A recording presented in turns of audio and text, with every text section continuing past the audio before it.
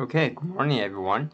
So in the last tutorial, I have told you guys about how to do the setting of the animations, including the monkey man and also the trance, and also some using graphic editors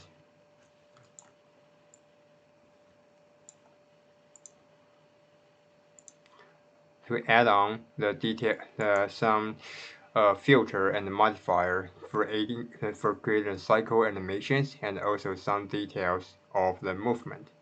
So for this time, the things we're going to do is about the rendering setting. So that's the preparations of the final render. And also I will give you some tutorial about how to using the compositors right here to do the post-productions inside Blender. Alright, so let's take a look. Here is the final result of my rendering. So actually I have already set up all the light and all the material and set up the animations. So as far as you can see, actually my light, the measure light will move based on my setting. So, but I will redo that again in this tutorial about the light setting. So let's take a look.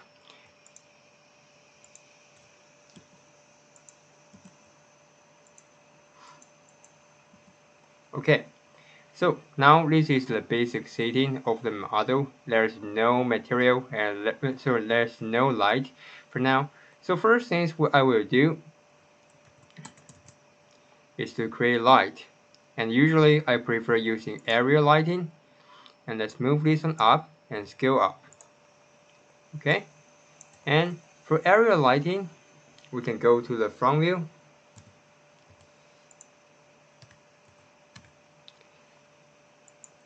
And rotate this one. Press R and X. Let's turn on the shift right viewer.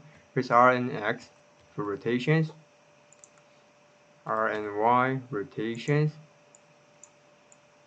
And also we can choose in this one and go to the setting right here to strengthen this one. For example, like a 1000. And let's go to the top view. Rotate this one again in the Z directions.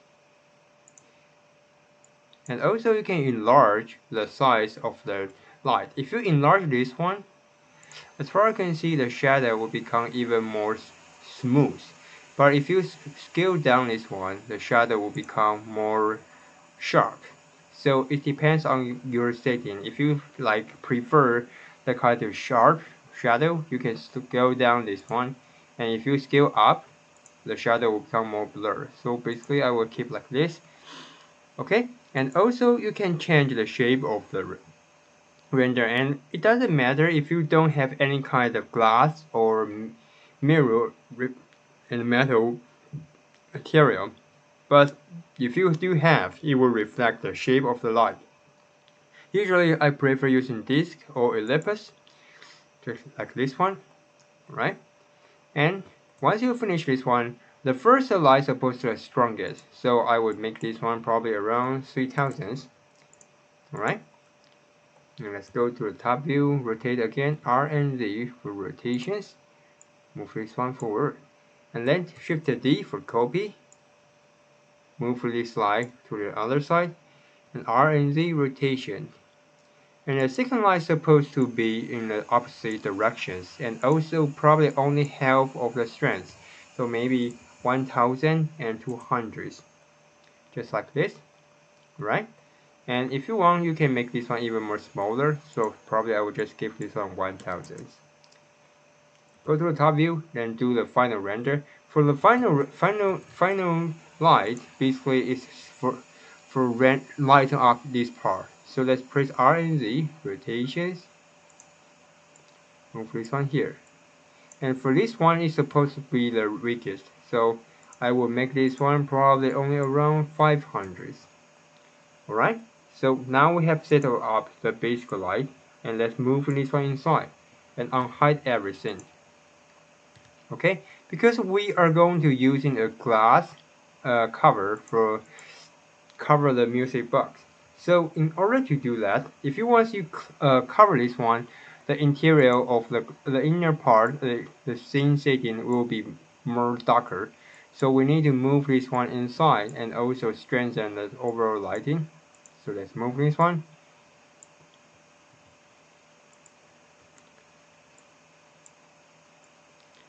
Move the light inside and unhide this part. Okay, so first thing is let's move them inside, and probably you can scale down a little bit so that make this one not intersected with the glass shells. Okay, so now it's fairly okay. If you think it's too dark, you can still increase.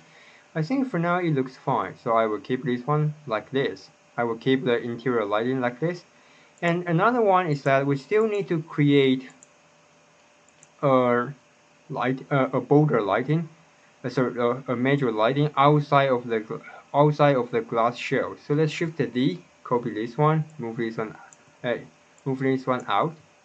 Shift the D for copy and move this one out. Okay, and let's go to the top view, press Auto R, undo the rotation, go to the front view, and press R and Y for rotation. So this is the major light for light up the exterior of the music box. Go to the top view and press R and Z, rotate this object. Move again, R and Z rotations. Okay, and for this one, it doesn't have to be less strong, so I will just use it maybe 1000. It could be quite enough.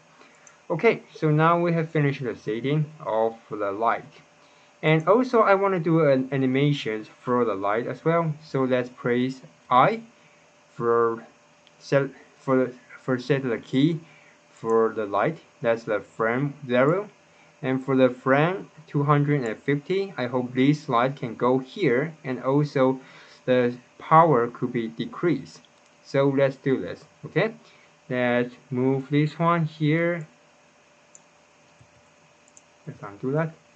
Let's go to the frame 250, go to the front view, move the light here, and also go to the top view, do the rotation R and Z, make the light here, and also press I, location, rotation, and scale. And another thing is that I want to do the setting of the power. So let's set the key under the selection of the light, go to the right side panel, the light object data property, and click this one.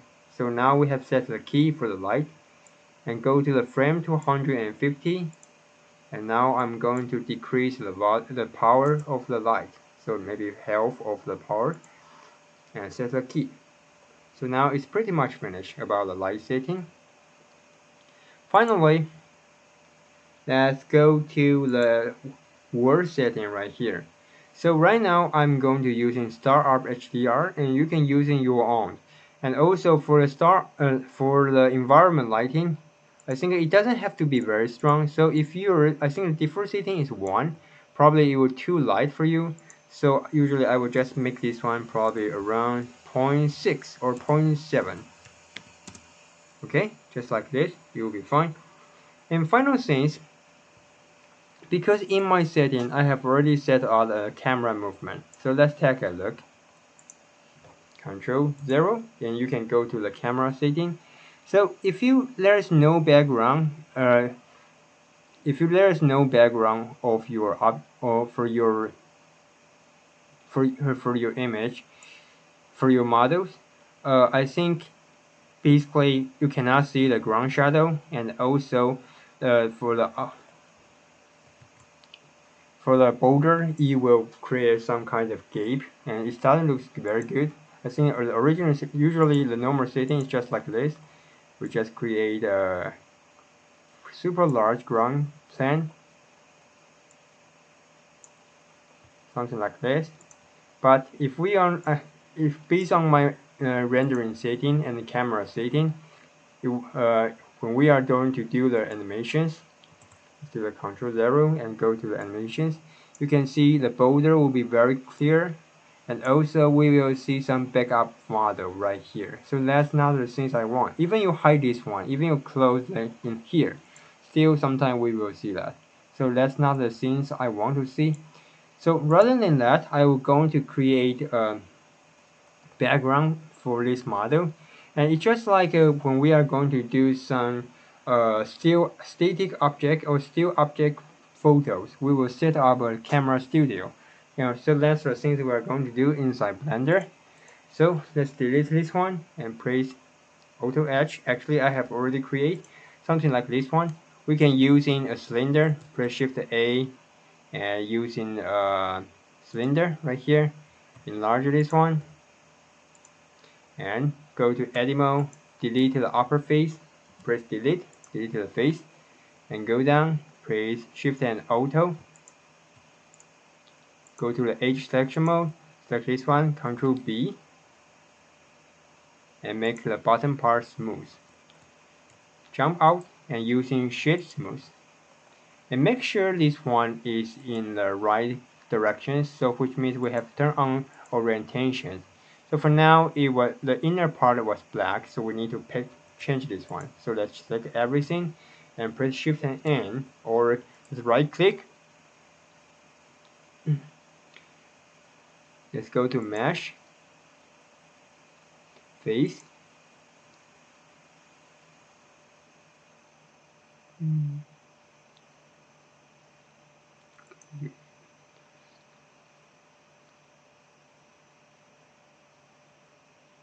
No more flip. So now you can flip the object. Okay, so that's the things we get it, and let's turn off and move this up. So this is the camera studio for our model. So I will delete this one. I will just using my original one. And now let's turn off the face orientations. So this is the interior studio, but for now you might see that it's a little bit dark. That's because of the material setting. So we can change the material setting for this one as well. So let's split this one and choosing the my studio and go to the shade editor. And you can make this one brighter, just like this. Okay, so now it's pretty much finished. Let's go to the camera, press Ctrl and 0. Not this one, I guess. It's supposed to be this. Let's choose this one. Ctrl 0. Go to, oh no, this one. Where is that? This one, I guess. Ctrl 0. So this is my camera setting. And I have make a camera movement, but you don't have to do that, okay? If you want to do this one, actually it's pretty simple. You can find a tutorial online.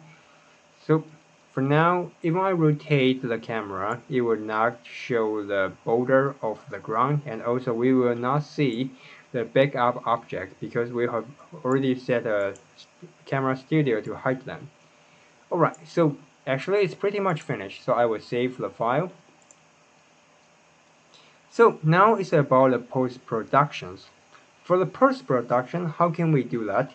Actually, inside Blender, it's not about post-production, it's more like pre-production. So first things, we will render a preview image and using Compositor inside Blender to do post-production. And once we settle down the compositors, and then we can we can do the rendering again, and it will automatically add on all the filter modifier we did inside the compositor. So that's the process. I will write this down. Okay, so first is actually we will do a render. We do a text render.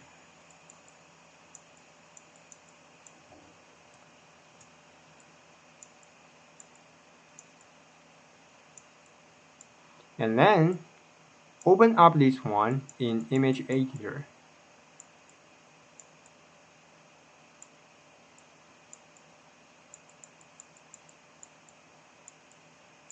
And 3,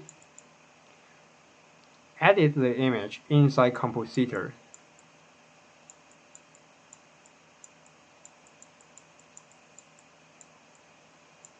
And once we finish, we render the final animations.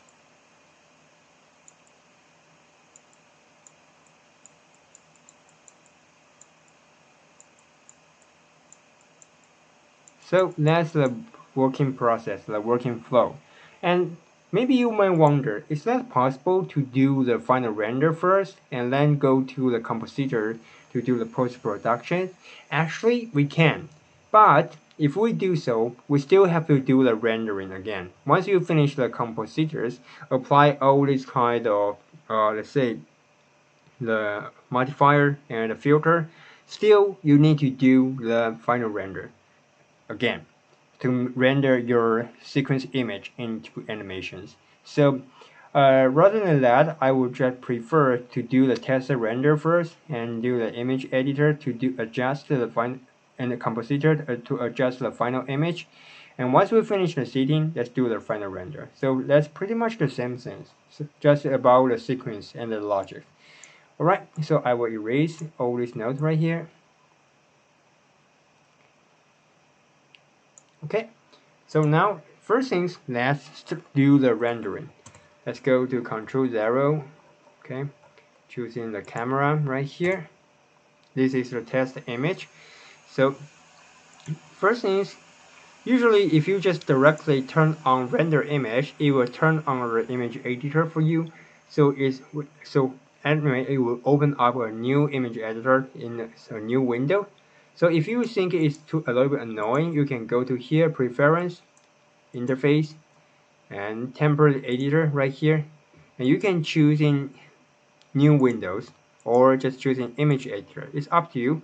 But this time I will choose an image editor. So now let's split this window into two zones. This one, sorry for that. Let's split the window into two zones and let's go to image editor right here.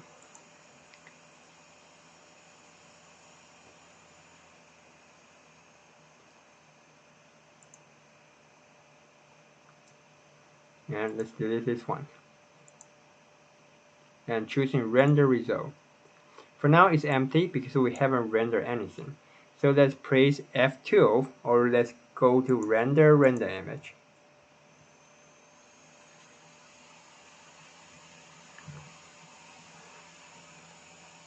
Okay, so now we have finished the rendering. So now it's time to go to Compositor to do the compositions. So let's go to here, choosing Compositor, and click using node, and it will come out like this. So now we can see the image right here and also here. If you want, you can also click this one, backdrop, and if you do so, it will show up the image right here. But usually I prefer to see the result right here and using this one to do post-productions. And so right here we can using the node editor to do post-productions. So if you press Shift A, you can see there's multiple options you can do. For example, like a bright and contrast. Let's click this one. And right now, if you want to make your image brighter, you can increase the number right here. So you can see the result. So probably we can make this one brighter, maybe 1.1 times.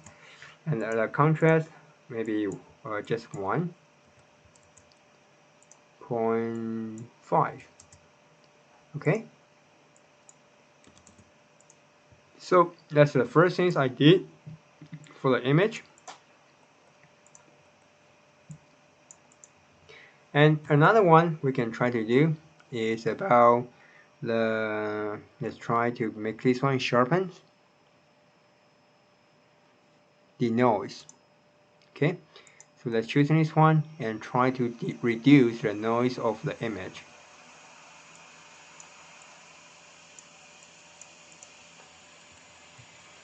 And another one, let's try to use this one, glare. Oh, I will using that one right here. If you're using glare, and we're choosing fog glow, let's take a look of the result.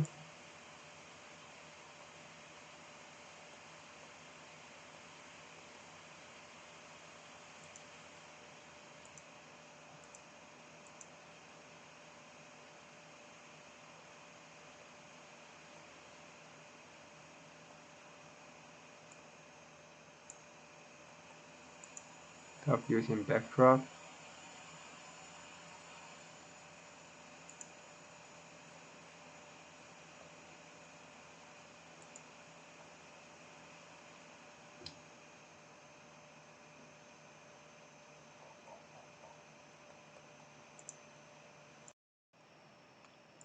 Okay, so let's increase the size right here, but not too much, otherwise it will become super weird. So probably just 6. And for the quality, let's choosing high. For denoising, let's connect to the final result. Okay, and finally, let's create a lens glare. Lens distortions, let's choosing put this one here.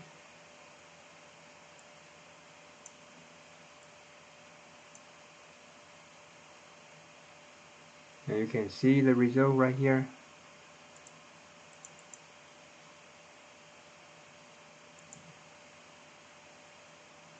It will take time to do the rendering.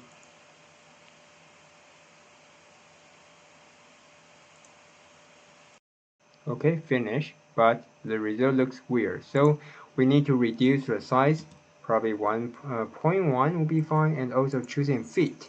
So the border will fit the original shape of the image.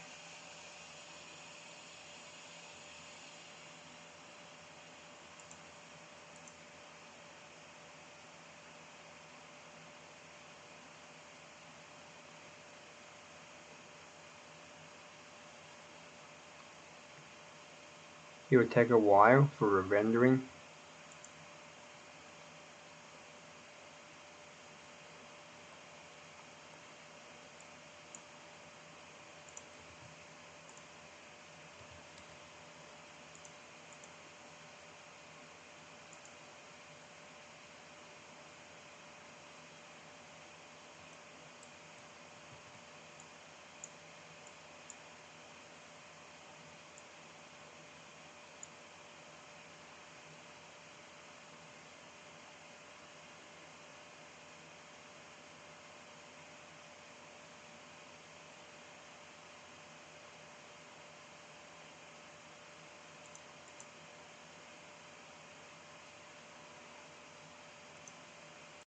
Okay, so it will take time for rendering, but as far as I can see, the border was a little bit distorted because of the lens distortions. Alright, so I think it's pretty much finished for now. So this is the way we can use in the Compositor to do the productions, to do the pre-productions. So another thing we can do is go to render engines under the EV setting, and we can go here, color management. Let's scroll down the list.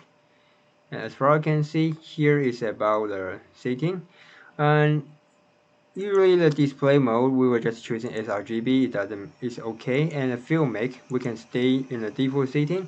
This one is more realistic. And you can choose in high contrast or low contrast. Well, usually I think the medium contrast or high contrast will looks better. So I will choose in high contrast. And also you can choose, change the exposures.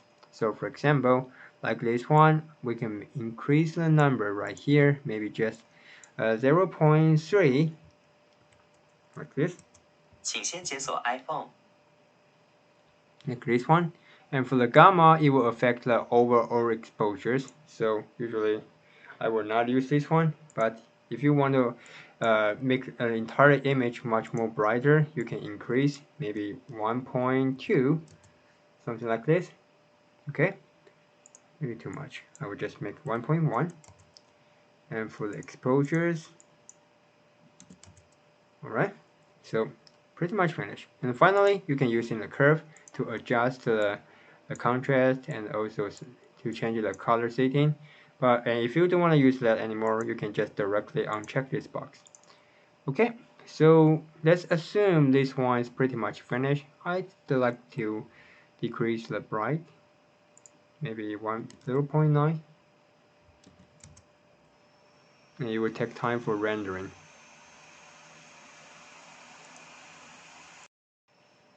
Okay, So once you finish, don't forget to save your file. And now go to check your all the stuff of your setting. And I think we forget one thing inside the render setting. If you remember, we need to add on photo light probably the irradiance volume. Enlarge this one, and you make this one completely cover the entire object, and use delete the light cache and back the indirect light again. Okay, unhide everything. So now I think it's pretty much done. Let's go to the render view, Ctrl 0, and you can switch to render to take a look of the final result. So that's the things we are going to do in the rendering, and under the image editor, here's the result. That's the things we use in the filter and the color management for finish. And finally, let's go to take a look, final check for the render output. First things, the render engine we use is Eevee, and the resolution I choose is 3K. You can choose in 2K as well. And for this time, I think the minima is 2K size. Under the rendering output, choosing the folder you want. Maybe I will choose in rename this one. Okay, and the size probably just 2K.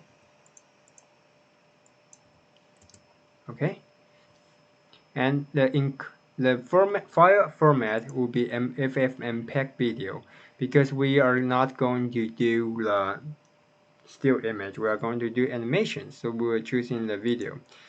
And for the encoding, you can choose I will choose in MP4, but if you want to do the still probably you want to do post-productions, you can choose in PNG as well. Okay, that's another thing you can do. And once you finish the sequence image rendering, you can go to After Effects or Premiere to do the post-productions. But this time I will just choose in animations. And for the video, I think the H.264 is okay. And the quality, the output quality, usually I will choose this one, perceptually lossless. Alright, and no audio because we didn't put any audio inside Blender. So once you finish the setting, don't forget to save again, and we can go to the render animations. So now it's time to wait for the result for finish.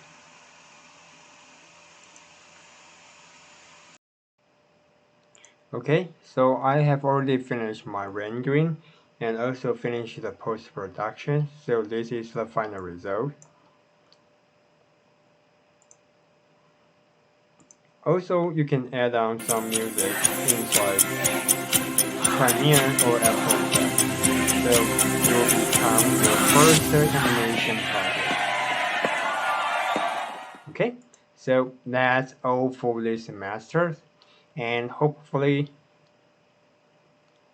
all of you have a good result and also have a nice learning experience in these semesters. Alright, so that's all. See you next semester. Bye.